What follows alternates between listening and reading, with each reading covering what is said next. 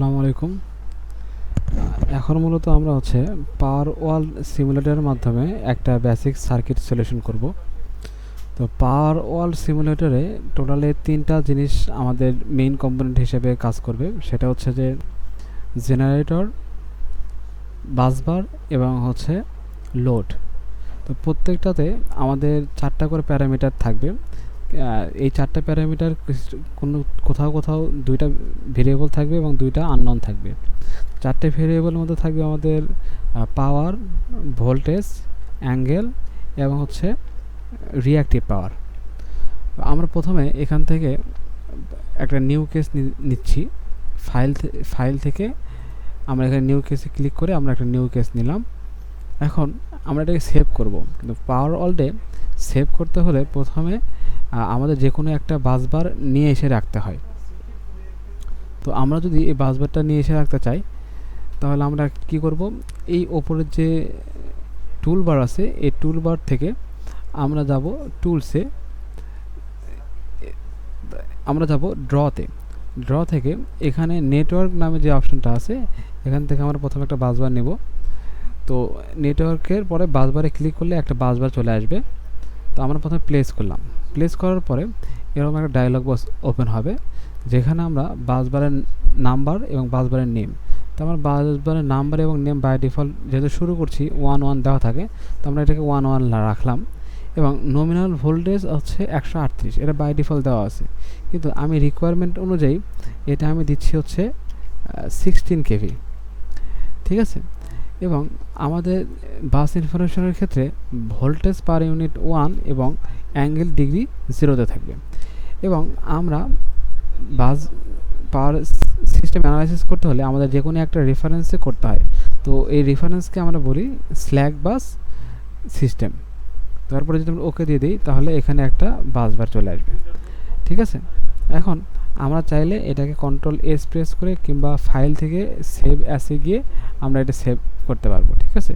তো আমরা যদি সেভ অ্যাস করি, তো আমরা এখন কাজ করি যে এখান থেকে ই ড্রাইভে গেলাম।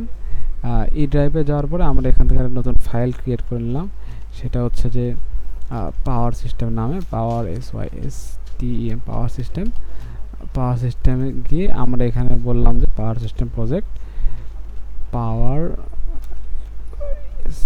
System project 1, power system project 1 নামে একটা মডিউল আমরা সেভ করে ফেললাম। এটা আবার ওকে দিতে হবে। ঠিক আছে। এবার আমরা চাচ্ছি যে এই বাসবারের সাথে একটা জেনারেটর লাগাতে, অর্থাৎ আমাদের যেটা রেফারেন্স তার সাথে একটা কি লাগাবো, জেনারেটর। তাহলে আমরা নেটওয়ার্কে যাব, তারপরে জেনারেটর এবং বাস 1-এর উপর ক্লিক করব। তাহলে এখানে আমাদের আরেকটা ডায়লগ বক্স ওপেন হবে। আমাদের এখানে একটা মেগাওয়াট বা সেট পয়েন্ট দিতে হবে। তো এটা চাইলে আমরা 0 দিতে পারি বা আমাদের চাহিদা মতো দিতে পারি। আমি 0 রাখলাম। ঠিক আছে। কারণ এটা পরবর্তীতে চেঞ্জ হবে। আমরা কী করলাম, 0 করলাম এবং এখান থেকে ডিসপ্লে ইনফরমেশনে গিয়ে আমাদের ওরিয়েন্টেশন অর্থাৎ জেনারেটরের ওরিয়েন্টেশন আমরা কী করলাম, ডাউন দিলাম। ঠিক আছে। তাহলে জেনারেটর নিচের দিকে, আমি যদি আপ দিতাম তাহলে জেনারেটরটা উপরের দিকে যেত, রাইট দিলে এই পাশে, লেফট দিলে এই পাশে চলে আসতো। আচ্ছা, এবার আমরা কি করব, এখন আমরা নতুন আরেকটা বাসবার নিব। আবার নেটওয়ার্কে গিয়ে এবার আমরা বাসবারে ক্লিক করে এখানে নতুন আরেকটা বাসবার নিলাম, যেটার নাম দিলাম বাসবার 2 এবং নেম বাই ডিফল্ট থাকলো। এখন আমরা আগে যে নমিনাল ভোল্টেজ দিয়েছিলাম 16, ওই 16 রাখছি। ঠিক আছে।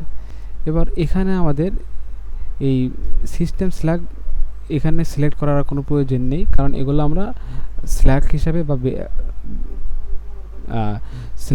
বা রেফারেন্স হিসাবে আমরা ইউজ করব না। ঠিক আছে। আচ্ছা, ওরিয়েন্টেশন সেম রাখলাম। আমরা এখানে জাস্ট প্রেস করে দিলাম ওকে। এখন আমরা এটার সাথে একটা লোড লাগাতে চাচ্ছি। তো লোড যদি লাগাতে চাই তাহলে আমরা কি করব, যে এখান থেকে আমরা কি করব, এখানে এই নেটওয়ার্ক থেকে, অর্থাৎ আমরা সব কিছুই নেটওয়ার্কে পাবো।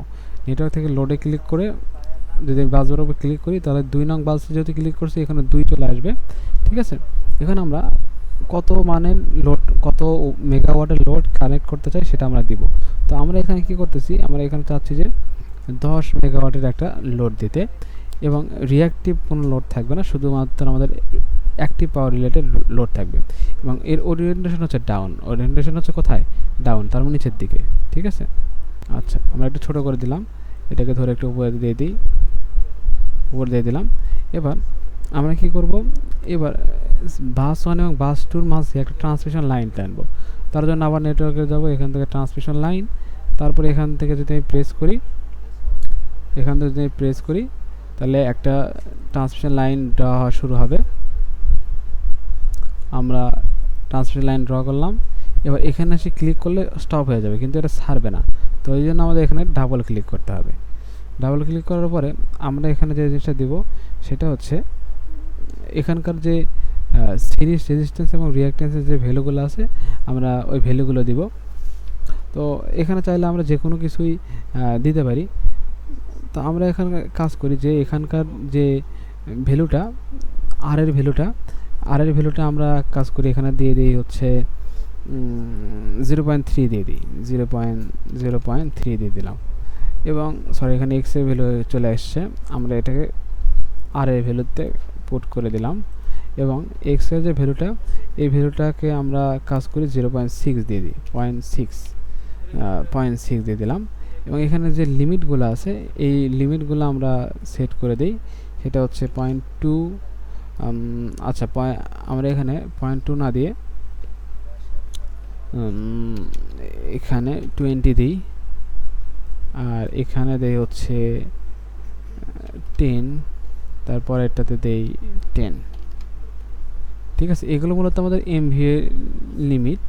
ঠিক আছে, আর ওরিয়েন্টেশন ক্লোজ, ওকে। এখন আমরা যদি এখানে ওকে প্রেস করি তাহলে ট্রান্সমিশন লাইনটা আমাদের ড্র করা শেষ। এবার আমরা চাচ্ছি যে আর একটা বাসবার লাগাবো, তাহলে আমরা কি করব, এখান থেকে আরেকটা বাসবারে যাব এবং এখানে প্রেস করব, আবার ডায়লগ বক্স ওপেন হবে। সিমিলারলি আমরা জাস্ট ওকে করে দেব। এবার চাচ্ছি আমরা 1 এবং 3 এর মাঝে আর একটা বাসবার সেট করতে। কি করতে? 1 এবং 3 এর মাঝে আর একটা বাসবার সেট করতে। তো 1 এবং 3 এর মাঝে আর একটা বাসবার সেট, তাহলে আমরা কী করব, এখান থেকে ট্রান্সমিশন লাইনে যাব। সিমিলারলি আবার 1 থেকে যাব, সরি বাসে না, আমাদের লাগবে হচ্ছে ট্রান্সমিশন লাইন। তাহলে আমরা এখানে বাস 1-এ ক্লিক করলাম, ডাবল ক্লিক। এবার আমরা এখানে কি করব, যেহেতু আমরা এটা 1 2 3 আমাদের এখানে কি করলাম আমরা, আচ্ছা যেটা বলতেছিলাম যে আসলে আমরা এখানে আর এর মান পার ইউনিটের ক্ষেত্রে দিতে পারি হচ্ছে 0.3 এবং এক্স এর মান আমরা দিতে পারি 0.6, আর এগুলো অ্যাজ ইউজুয়াল দিতে পারি হচ্ছে 20। এগুলো 0 থাক, সমস্যা নেই। ওকে, আচ্ছা এবার আমরা যদি চিন্তা করি যে আমরা চাচ্ছি হচ্ছে 2 এবং 3-কে ইন্টারকানেক্ট করতে, বা 3-তে আমরা এক্সট্রা আরেকটা লোড লাগাতে চাচ্ছি, তাহলে আমরা কি করতে চাচ্ছি, এখান থেকে একটা লোড নিয়ে এখানে 3-তে দিলাম। অ্যাজ ইউজুয়ালি আমরা এখানে হচ্ছে ধরলাম যে 50 মেগাওয়াট আর 5 মেগাওয়াটের একটা লোড দিছি, আর রিঅ্যাক্টিভ লোড আমরা দেই নাই। তাহলে আমরা এটা ওকে করে দিলাম। ঠিক আছে, এটাকে একটু ছোট করে দিই, ছোট করে দিলাম। এবার চাচ্ছি যে আমরা আসলে 2 এবং 3-কে ইন্টারকানেক্ট করব।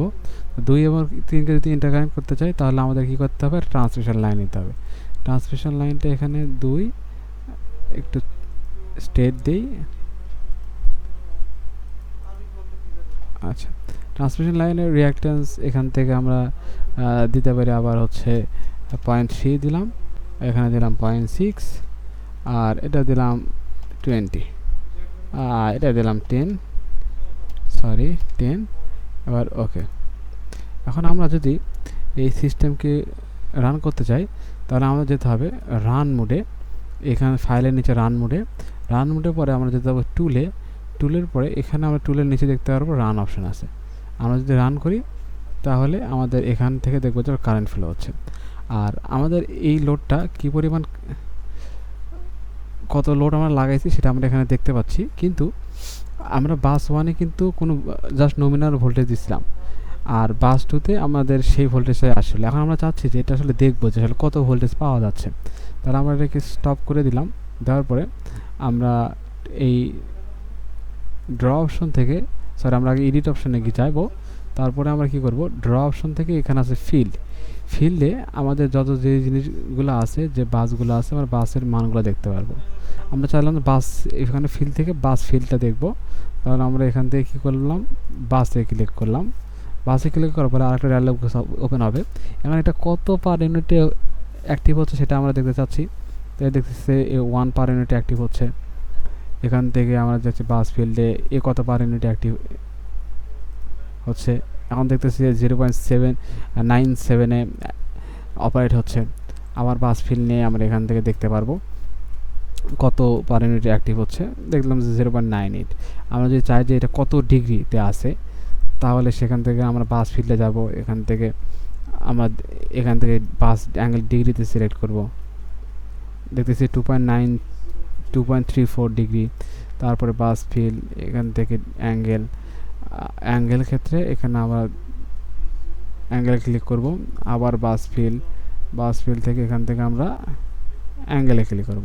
আমি যদি কেভিতে দেখতে চাই, এখান থেকে কেভি দেখতে পারবো। তো অ্যাজ ইউজুয়ালি আমরা জাস্ট সিলেক্ট করে এখান থেকে নিতে হবে। আর নর্মালি স্ল্যাক বাসটা আমাদের 0 ডিগ্রিতেই থাকে সবসময়, ঠিক আছে। আচ্ছা, এবং আমাদের এখান থেকে ফিল্ড থেকে আমরা যদি চাই যে ট্রান্সমিশন লাইনগুলো কী পরিমাণ ভোল্টেজ দিচ্ছে, আমরা ওখান থেকে ক্লিক করার পর ট্রান্সমিশন লাইনে ক্লিক করবো, কত মেগাওয়াট ফ্লো হচ্ছে আমরা এটা দেখতে চাই। তাহলে আমরা এখানে দেখতে পাবো 9 মেগাওয়াট ফ্লো হচ্ছে। আমরা এখন যদি দেখতে চাই যে ট্রান্সমিশন লাইন ফিল্ড যেটা, এটা আসলে কত অ্যাম্পিয়ার কারেন্ট দিচ্ছে সেটা আমরা দেখতে পারবো। অ্যাম্পিয়ার ফ্লোতে ক্লিক করলে অ্যাম্পিয়ার ফ্লোতে দেখতে পারবো। সিমিলারলি আমরা যে ক্ষেত্রে আমরা দেখতে চাই না, আমরা সেখানকার আমরা এই প্রসেস মেনটেন করে আমরা সবগুলো জিনিস মেজার করতে পারবো। ঠিক আছে, এই পর্যন্ত এইভাবে ক্যালকুলেশন করলে প্রিলিমিনারি যে ইকুইপমেন্টগুলো আমাদের ইউজ হয়, লোড, বাসবার, জেনারেটর, এগুলো আমরা সহজে ক্যালকুলেশন করতে পারবো। এবং মেজারমেন্ট আমরা দেখার জন্য এখানে ফিল্ড অপশনটা ইউজ করব, এবং ইকুইপমেন্ট নেওয়ার জন্য আমরা এখান থেকে নেটওয়ার্ক যে টুলবারটা আছে সেটা ইউজ করব। আর বাকি আমরা ওরিয়েন্টেশনের জন্য এখানে ব্যাকগ্রাউন্ড থেকে অনেক কিছুই করতে পারি। তো সেগুলো এখন আমরা করব না, ওগুলো আমরা নেক্সট কখনো করব ইনশাআল্লাহ। ঠিক আছে, আজকের বেসিক স্ট্রাকচারটা আর বেসিক টিউটোরিয়ালটা এই পর্যন্তই। আসসালামু আলাইকুম।